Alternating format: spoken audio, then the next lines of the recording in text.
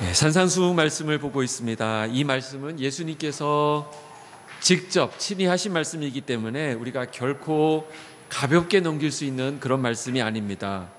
그 중에서도 산상수훈 말씀 중에서도 이 팔복으로 알려져 있는 이 말씀은 얼핏 보기에는 되게 쉬운 것 같아 보여요. 아, 이렇게 하면 복을 받는구나.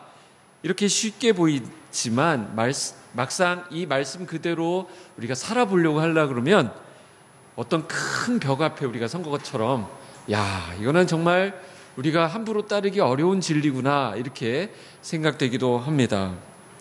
우리가 지난주에 의에 줄이고 목마른 자는 복이 있다.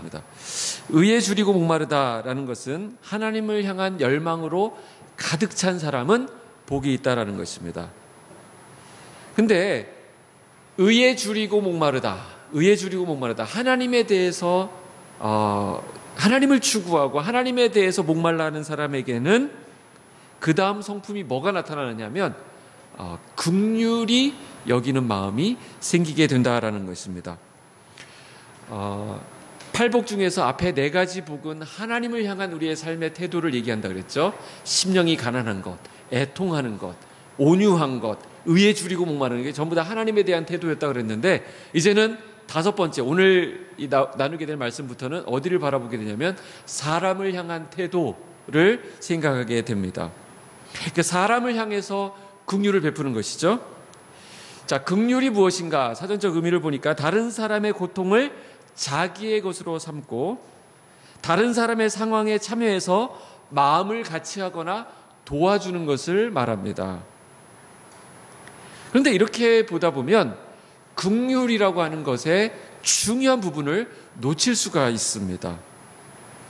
우리가 이 본문을 어떻게 봐야 된다 그랬죠? 팔복할 때 뭐 어떻게 하면 복이 있나니 이렇게 될 것이다 이렇게 보면 안 되고 먼저 이 앞에 앉은 청중들을 향해서 예수님께서 너희들 복이 있다 이렇기 때문에 그래서 이런 복들이 주어지게 될 것이다 이렇게 얘기했다 그랬죠. 그러니까 오늘 말씀도 복이 또다 긍휼히 여기는 자여 그들이 긍휼히 여김을 받을 것이기 때문이다 이렇게 볼 수 있는 본문입니다.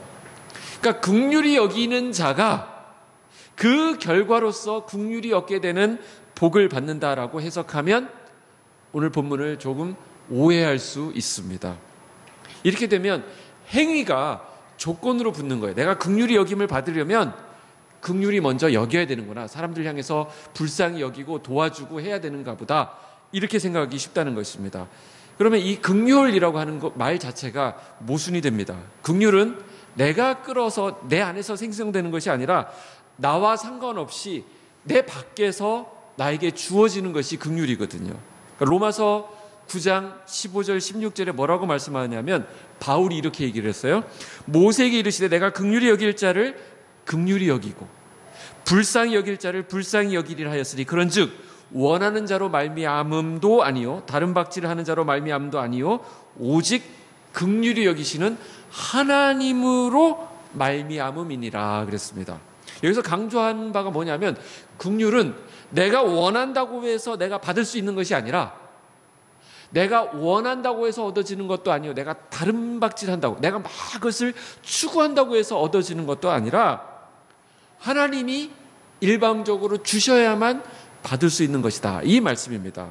그러니까 얼핏 보면 이 바울이 한 이 말씀은 예수님의 말씀과 충돌이 일어나는 것처럼 보입니다. 예수님의 말씀은 긍휼히 여기는 자는 그 사람은 긍휼히 여김을 얻을 것이다 이렇게 말씀하신 것처럼 보이고 바울은 긍휼은 내가 어떻게 했느냐에 따라서 주어지는 것이 아니기 때문에 그렇게 보상을 받는 것이 아니기 때문에 이것은 선물로 주어지는 것이다 이렇게 말씀하고 있어서 바울의 말과 예수님의 말이 좀 어딘가 안 맞는 것처럼 엇박자가 나는 것처럼 보입니다. 그러나 이 말씀은 모순되는 말씀이 아니라 사실 같은 말씀을 하고 있는 것입니다.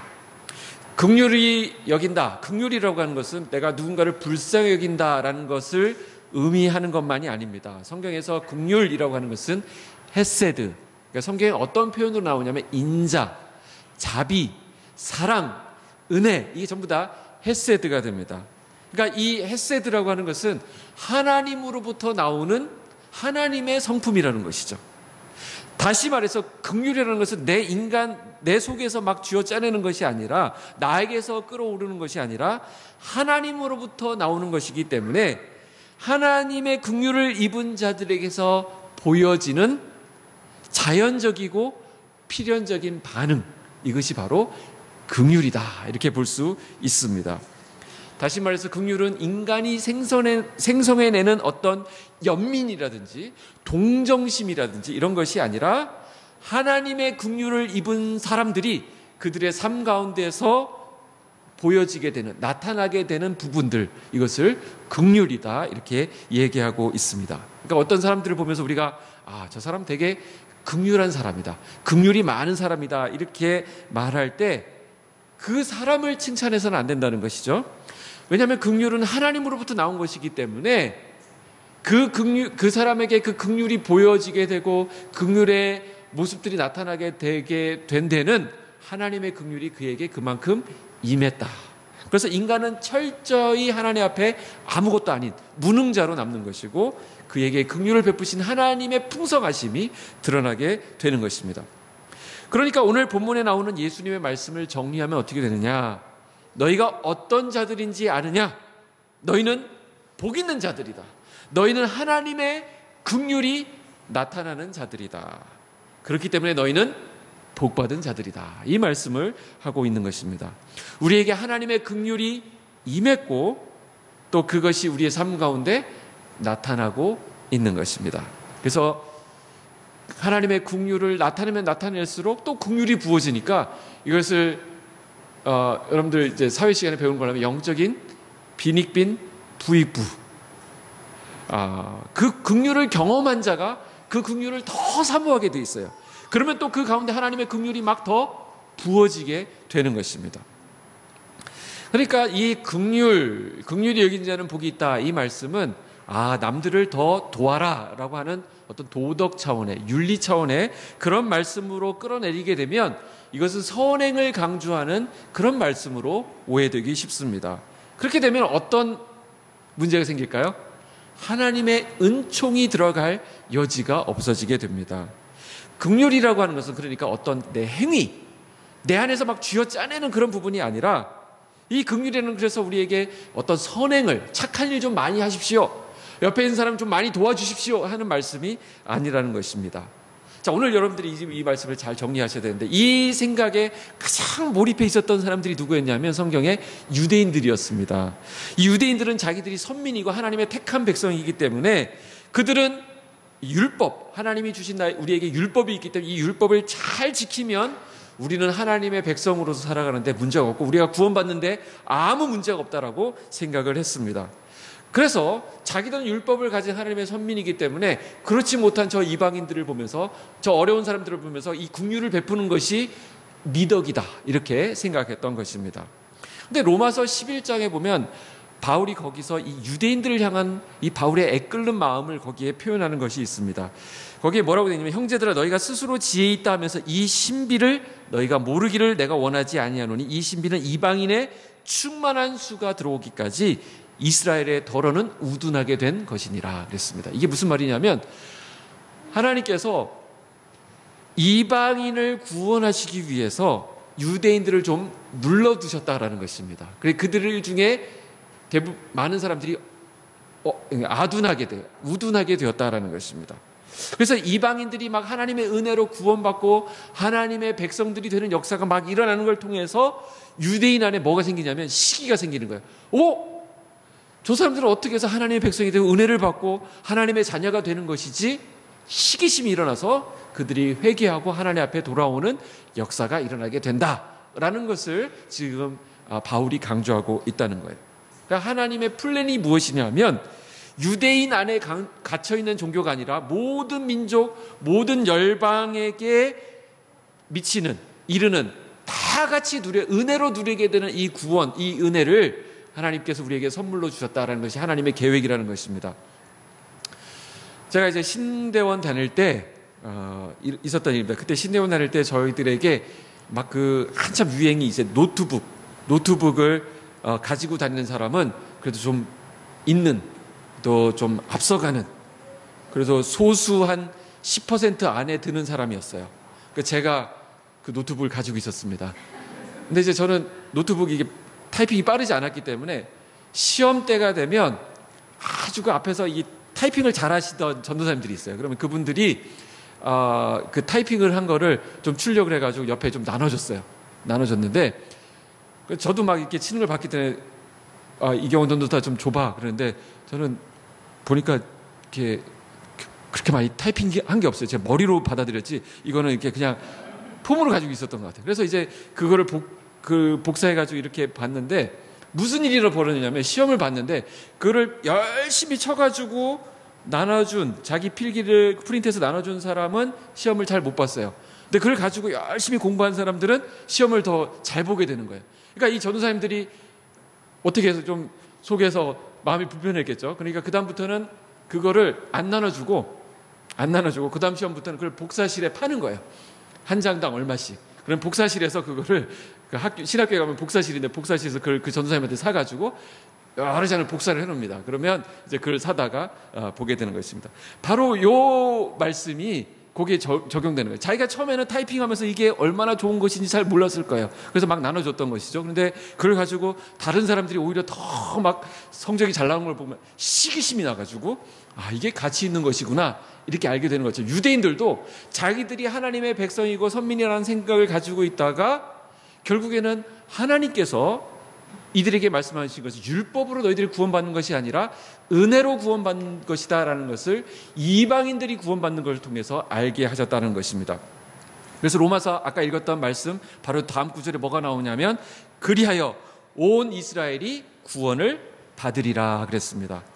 온 이스라엘이 무엇일까요? 이스라엘에서 태어난 모든 이스라엘 시민권을 가진 모든 사람이 구원받는다 그 말이 아니고 아브라함의 혈통을 통해서 난 사람들만 구원받는 것이 아니라 여기 해석이 필요한데 자, 온 이스라엘, 새 이스라엘은 어떤 걸 얘기하냐면 성경에서 이스라엘 유대인들 가운데 남은 자들이 있어요. 그 가운데 구원받을 자들 플러스 이방인들 가운데 하나님 은혜로 구원받은 자들을 합친 것을 성경적 의미에서 온 이스라엘, 전체 이스라엘이라 이렇게 얘기합니다. 거기에 우리가 들어가게 되는 거예요. 근데 유대인들이 구원받는 방식과 이방인들이 구원받는 방식이 다르다. 그 투 트랙으로 구원이 이루어진다라고 주장하는 사람들이 있었어요. 유대인들은 율법을 가졌기 때문에 율법이라고 하는 그것을 잘 지키면 구원받는 길이 있고 이방인들은 하나님의 은혜로 구원받는 거죠. 이게 투 트랙 티어리라고 하는데 다른 길로 두 갈래로 이 구원의 형태가 나타난다라는 것입니다. 그런데 선지서를 통해서 하나님께서 계속 말씀하시는 것이 무엇이냐면 우리 성경 한 구절을 찾아보도록 하겠습니다. 몇 절을 읽어볼 텐데 예레미야 31장 말씀을 한번 가보십시다. 구약 성경 예레미야 31장 31절입니다. 31절 제가 한번 읽어보겠습니다. 여러분들이 찾고 계시는 동안에 제가 31절 읽겠습니다. 여호와의 말씀이니라 보라 날이 이르리니 내가 이스라엘 집과 유다 집에 새 언약을 맺으리라 그랬습니다. 새 언약, 브랜드 뉴, 새로운 언약을 맺으시겠다. 이전에 이스라엘이 붙잡고 있던 언약, 우리는 이 언약이 있으니까 하나님 우리를 버리지 않을 것이고 우리는 이제 살았다 했던 그 언약이 아니라 하나님께서 완전히 새로운 언약을 하는데 그 언약은 왜 그 언약을 새 언약을 내시냐. 32절을 여러분들이 한번 읽어주시기 바랍니다. 32절 시작.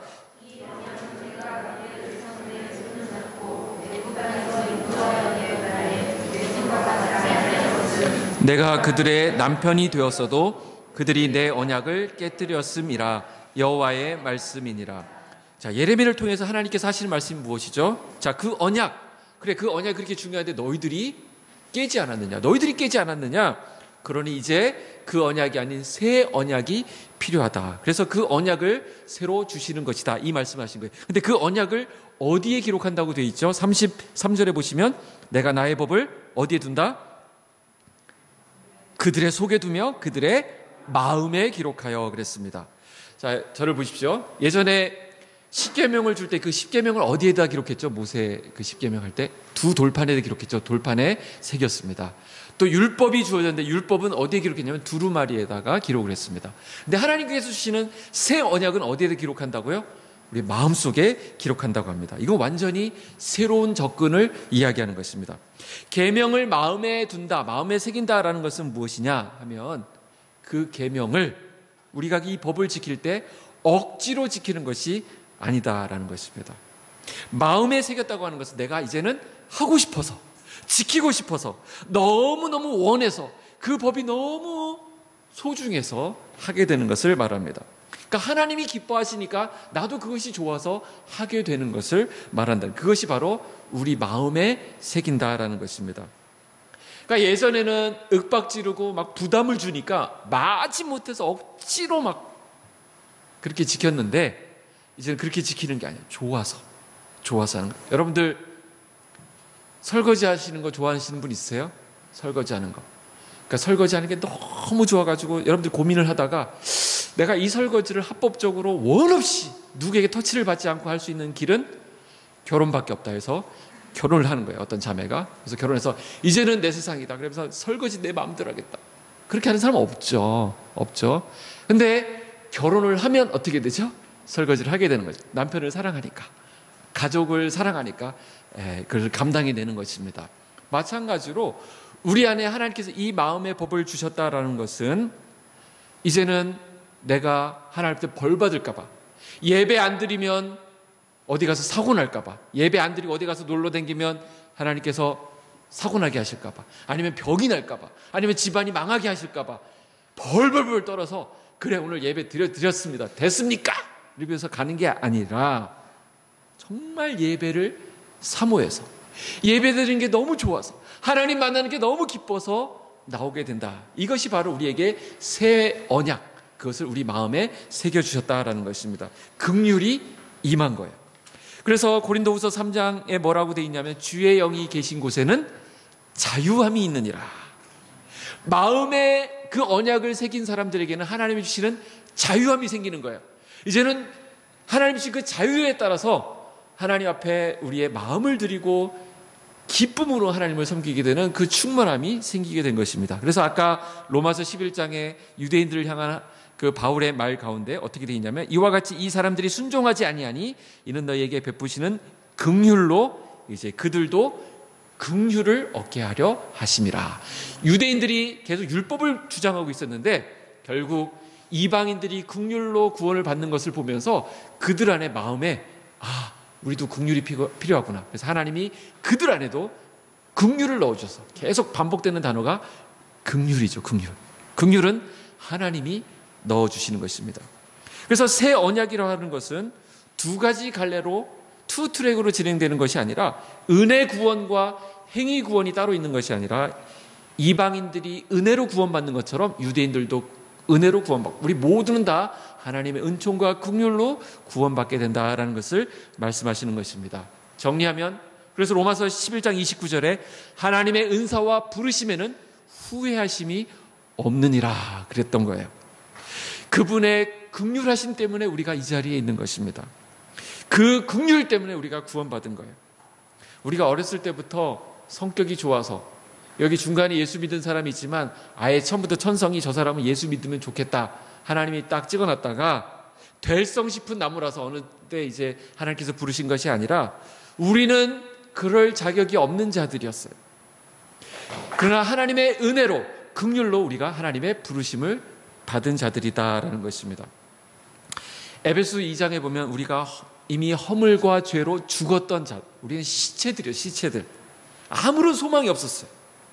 우리 스스로는 하나님 앞에 나아갈 수 있는 가능성이 1%도 없었던 사람입니다. 그런데 그 뒤에 2장 4절에 보면 긍휼에 풍성하신 하나님이 우리를 사랑하신 그 큰 사랑을 인하여 허물로 죽은 우리를 그리스도와 함께 살리셨다. 그래서 우리는 그 은혜로 구원을 얻은 것이다. 이렇게 말씀하고 있습니다. 자, 여러분들 멀리 갈 것도 없이 우리 자신을 한번, 저와 여러분의 자신을 한번 돌아보시기 바랍니다. 우리처럼 한심한 사람들이 어디 있어요? 멀리 가지 맙시다. 지난 한 주간, 아까 우리 김정수 성도님 기도하시면서 말씀하시죠. 지난 한 주간 우리가 잘 살아보려고 했지만 지난 한 주간만 봐도 우리 한심한 부분들이 참 많죠. 내가 왜 그런 얘기를 했을까? 내가 왜 그렇게 대처를 했을까? 나 왜 그렇게 또 살았을까? 하는 부분들이 많습니다. 죄 지은 것만 생각나죠. 이런 걸 보면 하나님이 실수하신 게 아닐까? 하나님이 사람 잘못 보신 게 아닐까? 어떻게 나 같은 놈을 하나님께서 부르셨을까? 근데 하나님께서 나 같은 이 불쌍한 죄인에게 긍휼을 베푸시면서 하시는 말씀이 뭐냐면, 하나님의 은사와 부르심에는 후회하심이 없느니라. 내가 너에게 베풀어 준 그 긍휼 내가 후회하지 않는다. 이렇게 말씀하시는 거예요. 여기에 우리의 은혜의 근거가 있습니다. 저는 아침에 나오면서도 하나님 저 같은 자를 목회자로, 담임 목사로 세우시다니요. 하나님 실수하신 거 아닌가요? 이런 생각 들 때가 있어요. 오늘 어떻게 또 이렇게 예배를 인도하게 하십니까? 근데 이런 하나님을 향해서 보이는 이런 반응은 긍휼을 입은 자들이 보이는 마땅한 반응이라는 것입니다. 하나님, 저는 죄인입니다. 세리가 그랬죠. 세리가 저는 죄인입니다. 저는 하나님 앞에 절적으로 무능한 자입니다. 하나님의 긍휼이 필요합니다. 은혜가 필요합니다. 이 자세로 우리가 예배로 나아가게 되는 것입니다. 근데 성경에 보면 이 긍휼이라는 말이 아주 집대성되어 있고, 이것이 한편의 드라마로 나타난 그런 본문이 하나 있습니다. 호세아서라고 하는 것인데, 호세아서에 보면 이 긍휼이라는 말이 엄청 많이 나와요. 호세아서에 가장 많이 등장하는 단어가 긍휼이라고 하는 단어입니다. 거기에 보면 하나님의 역할을 맡은 배우가 하나 나오죠. 호세아 선지자가 하나님의 역할을 맡고 있습니다. 또 이스라엘, 우리 일반 백성들을 대표하는 역할을 맡은 여배우가 등장하는데 고멜이라고 하는, 거기서 창녀로 나옵니다. 근데 하나님께서 이 둘이 결혼하라고 했어요. 결혼하라고 했습니다.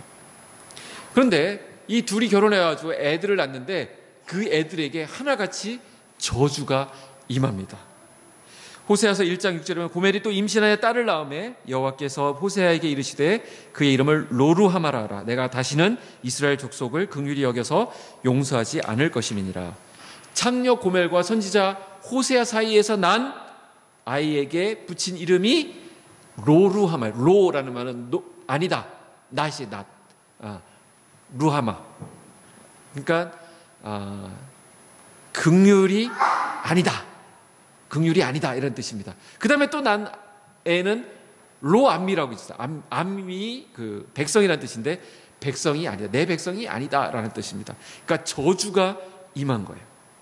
호세아 2장 4절에 내가 그의 자녀를 긍휼히 여기지 않냐니 이는 그들이 음란한 자식들임이니라. 이것이 우리의 처음 모습, 처음 자리 상태입니다. 도저히 하나님으로부터 긍휼을 입을 수 없는 자, 전혀 선을 행할 수 없는 상태, 그게 바로 우리의 모습이라는 것이죠. 그럼에도 불구하고 하나님의 긍휼이 창녀인 고멜에게 임해서 그가 존귀한 하나님의 신부로 바뀌게 되는 것입니다. 거기에 하나님의 긍휼이 부어졌다는 거예요. 호세아 2장 23절 내가 나를 위하여 그를 이 땅에 심고 긍휼히 여김을 받지 못하였던 자를 긍휼히 여기며 내 백성 아니었던 자를 향하여 이르기를 너는 내 백성이라 하리니 그들은 이르기를 주는 내 하나님이라 하리라 하시니라 그랬습니다. 바로 이것이 하나님의 긍휼입니다. 이것이 호세아서의 대주제예요. 하나님으로부터 은혜가 부어진 것입니다. 창녀인 그 상태에서 하나님 은혜가 부어진 거예요. 그 성경에 보면 이 여자가 남편이 준 모든 폐물과 모든 그 옷 입은 것이 남편이 준 것인데 그걸 어디 가가지고 이거는 자기 정부, 자기가 몸을 팔고 했던 그 남자들이 준 거라고 생각하고 그쪽에 가가지고 뭐 어떻게 하다가 거기에 버림을 받아서 결국에는 다 털리고 아무것도 남지 않았어요. 그 노예 시장에 묶여 있습니다. 근데 호세아가 그 여인을 아무것도 안 남은 그 상태의 그 여인을 찾아가서 이제 돈으로 다시 사옵니다. 끔찍한 상황. 이제 모든 것을 다 잃어버리고 자기 스스로는 아무것도 할 수 없어요. 근데 그런 상태에 있는 사람에게 긍휼히 여기는 자는 복이 있나니 긍휼히 여김을 받을 것이요. 그러니까 그 사람이 노예 시장에 묶여 있는 상태에서 모두에게 버림받은 상태에서 무슨 긍휼을 베풀 수 있겠어요? 그러니까 그거는 그 사람이 할 수 있는, 그 사람에서 끌어나올 수 있는 건 아무것도 없다는 걸 알 수 있죠. 그래서 호세 3장에 보면 은 15개와 보리 한 호멜 반을 가지고 가서 이 고멜을 다시 사가지고 나옵니다. 근데 호세아서에 하시는 하나님의 말씀이 뭐냐면 이것을 보여주면서 11장 8절 나의 긍휼이 온전히 불붙듯 하도다. 긍휼이 불붙듯 나를 버리고 떠나가서 거기서 노예시장에 묶여있는 그 여인을 보면서도 하나님은 그 긍휼을 주체할 수 없어서 불붙는 듯하다. 그것이 다시 사서 값을 치르고 사오면서 신부의 옷을 고귀한 신부의 옷을 입히고 너는 내 사랑하는 자다. 내 백성이다. 나의 긍휼을 입은 자다. 이렇게 다시 받아주시는 모습을 볼 수 있습니다. 성경에 예수님께서 하신 비유 중에 선한 사마리아인의 비유가 나옵니다. 그래서 거기 그 말씀에 보면 이 말씀이 어떻게 처음 시작되면 어떻게 하면 우리가 영생을 얻을 수 있습니까? 라는 질문에 대해서 예수님께서 하신 말씀이에요. 아시죠? 어떤 사람이 여리고로 내려가다가 강도를 만나서 거반 죽을 뻔 했죠. 거반 죽은 상태였어요. 그냥 엄신 두들겨 맞고 그냥 길바닥에 널브러져 있었는데 제사장 레위인 다 지나가지만 사마리아인 한 사람이 나타나가지고 그 사람은 절대로 그 사람을 도와줄 수 있는 위치에 원수였는데 와서 그 사람을 싸매어주고 치료해줍니다. 그래서 누가 이 사람의 이웃이냐 했더니 선을 베푼 사람입니다. 이렇게 얘기를 합니다. 너도 가서 이와 같이 해라. 그러면 영생을 얻는다라는 말은 우리가 그 말씀을 보면서 선한 사마리아인처럼 가서 선행을 베풀면 영생을 얻는다. 이렇게 연결하면 문제가 심각해지죠. 그죠? 우리가 거기서 우리는 어디에다 우리 자신을 대입해야 될까요? 우리가 선한 사마리아인처럼 선행을 행하는 그 위치에 우리를 두면 큰일 납니다. 그러면 그 본문을 잘못 본 거예요. 네가 영생을 얻으려면 어떻게 되느냐? 네가 어떤 위치에 있어야 되느냐? 바로 강도 만난 사람처럼 돼 있어야 된다는 것입니다. 우리는 우리 자신을 어디다 대입해야 되냐면 강도 만난, 우리는 흠뻑 두드려 맞고 우리 스스로는 거기서 살아나올 수 없는 길거리에 광야길에서 강도를 만나서 길에 널브러져 있는 그 강도가 되어야 우리는 영생을 얻을 수 있는 거예요. 거기에 선한 사마리아인이 되시는 그분이 오셔서 우리를 치료해 주시고 우리에게 긍휼을 베풀어 주셔야 우리가 영생을 얻는다라는 뜻입니다. 가서 우리가 선행을 하고 우리가 누군가에게 긍휼을 많이 베풀면 하나님의 긍휼이 우리에게 임한다는 것이 아니라 우리에게 하나님의 긍휼을 더 우리가 사모하고 그 긍휼이 나타나는 자로서의 삶을 살 때 우리가 긍휼을 입은 자로 살게 된다는 것입니다. 그게 곧 긍휼히 여기는 자는, 다시 말해서 하나님의 긍휼이 그 삶 가운데 나타나는 자는 복이 있다라는 말씀이 되는 것입니다. 여러분들, 내 힘으로 사랑하는 거 아닙니다. 억지로, 율법으로 안 하면 안 되니까 마지못해서 하는 것은 한계가 있어요. 부부간에도 마찬가지예요. 부부간에도 내 힘으로 사랑하려고 하면 사랑이 안 됩니다. 하나님이 주신 힘으로 사랑해야 돼요. 자녀들도 마찬가지고 우리 직장 동료들도 마찬가지고 우리와 관련된 친구들도 마찬가지고 우리 세상의 관계는 어떻습니까? 그 사람이 나에게 베풀어 준 만큼 내가 베푸는 것이죠. 그러나 그렇게 해서는 우리 인간관계가 풀리지 않습니다. 성경이 믿는 자들에게 우리에게 긍휼을 베풀라 하는 것도 사실은 무엇보다 믿는 자들은 누구나 하나님의 긍휼에 우리가 먼저 빚진 자들이다. 우리가 하나님의 긍휼을 입은 자들이다라는 그런 의식이 필요합니다. 자, 우리가 믿는 긍휼의 하나님, 주님의 긍휼은 영원 전부터 있었습니다. 주님은 풍성하신 긍휼로 우리를 구원하셨습니다. 구원의 은혜는 하나님의 긍휼로 시작된 거예요. 하나님 우리를 불쌍히 여기시고 우리에게 긍휼을 베풀어 주셨기 때문에 이 구원이 시작된 것입니다. 뿐만 아니라 하나님의 긍휼은 한 번 우리에게 주어지고 사라진 것이 아니라 앞으로 영원히 계속될 영원 무궁한 그런 긍휼이 되는 것입니다. 이것은 아침마다 새롭다 그랬어요. 여호와의 긍휼이 아침마다 새롭다 그랬습니다. 주의 인자가 아침마다 새로운 거예요. 그러니까 우리 안에 계속 이 하나님의 긍휼이 하나님으로부터 우리 안에 생성되어야 되는 것입니다. 왜냐하면 우리는 앞으로 계속 이 긍휼을 기대어서 살아야 되는 존재들이에요. 하나님의 긍휼이 그의 삶에 나타나야 된다. 어떻게 그렇게 나타나는 삶을 살 수 있을까요? 자, 간단한 적용을 한번 해보죠. 어떻게 하면 하나님의 긍휼이 우리 삶에 나타나게 할 수 있을까? 우리가 다른 사람을 향하여서 긍휼을 베푼다라는 부분에 있어서 가장 우리가 하기 쉬운 범죄는 뭐냐면 다른 사람을 정죄하는 거예요. 정죄. 너 이러이러한 죄를 지었지 라는 것입니다. 아이들 문을 닫고 있는데 펄컥 문 따고 들어가서 너 게임하고 있었지 막 이런 거 있잖아요.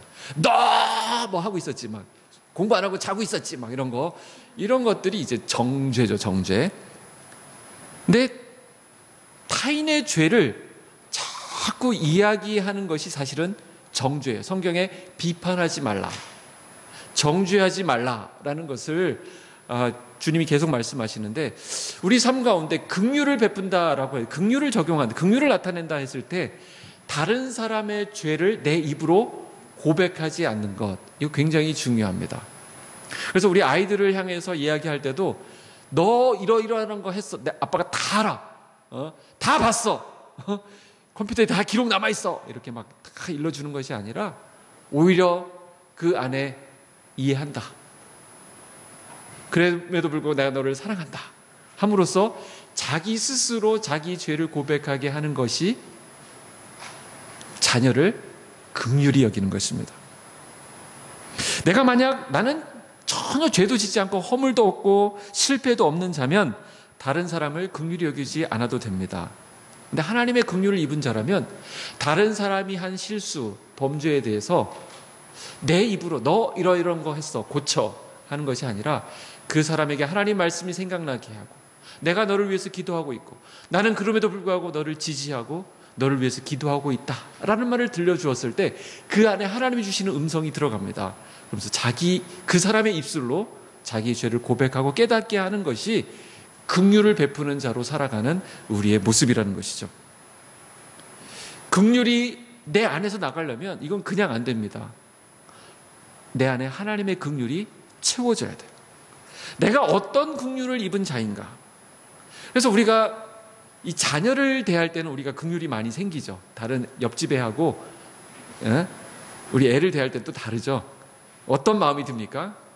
한 대 쥐어 박으려고 하다가도 나도 한때 저럴 때가 있었지 생각하는 것입니다. 나도 저렇게 약할 때가 있었고 저렇게 변명할 때가 있었고 저렇게 못난 모습으로 있을 때가 나에게도 있었지. 저게 결국 어디서 나간 거야? 나한테서 나간 거지. 이런 생각을 하면 조금 이렇게 누그러뜨리게 되지 않습니까? 다른 사람을 향해서도 그렇게 하는 것입니다. 주님이 이걸 제일 잘하셨어요. 주님이. 그것이 극대화된 장소가 바로 십자가입니다. 십자가에 못 박히시면서 이것들 내 십자가에서 내려간 다음에 너희들 다 죽었어 이렇게 하신 것이 아니라 주님이 하신 말씀이 뭐예요? 저들이 하는 죄를 알지 못한다. 다시 말해서 뭐예요? 저들 몰라서 그런 것이다. 몰라서 그런 것이다. 이게 얼마나 어려운 일인지 아십니까? 저 사람 몰라서 저러는 거야. 저 사람 아직 복음이 없어서 저러는 거지. 저 사람 아직 하나님의 은혜가 뭔지 경험하지 못해서 저렇게 반응하는 거야 라는 마음을 갖게 되면 우리가 그 긍휼을 입은 자들이었기 때문에 그 긍휼의 마음이 그들에게 전달된다라는 것입니다. 우리도 주님의 이 마음을 가지게 되면 다른 사람을 이해할 수 있습니다. 그러나 이건 내 힘으로 안 됩니다. 우리가 먼저 하나님의 긍휼을 입어야 돼요. 하나님의 긍휼을 경험해야 됩니다. 하나님, 내가 더 주님의 긍휼 가운데 나아가기를 원합니다. 그래서 우리가 찬송하죠. 내가 매일 십자가 앞에 어떻게 한다요? 더 가까이 가오니. 십자가 앞에 가면 뭐가 채워지죠? 하나님의 긍휼을 더 경험. 내가 얼마나 못난 자였고 내가 얼마나 형편없었고 그러나 하나님의 그 긍휼로 내가 노예 시장에 팔려서 묶여 있었던 그 자였는데 내 스스로는 아무 선을 유발할 수 없는 자였는데 하나님 나를 구해주시고 신부의 옷으로 존귀하게 받아주시고 나를 안아주셨기 때문에 내가 오늘 이렇게 하나님의 긍휼을 나타낼 수 있는 사람으로 살게 되었다라는 고백을 하게 되는 것입니다. 오늘 말씀을 다시 한번 보실까요? 긍휼히 여기는 자는 복이 있나니 그들이 긍휼히 여김을 얻을 것이며. 하나님의 긍휼을 여러분들의 삶 가운데, 저와 여러분의 삶 가운데 나타내는 은혜가 있기를 주님의 이름으로 축복합니다. 기도하겠습니다.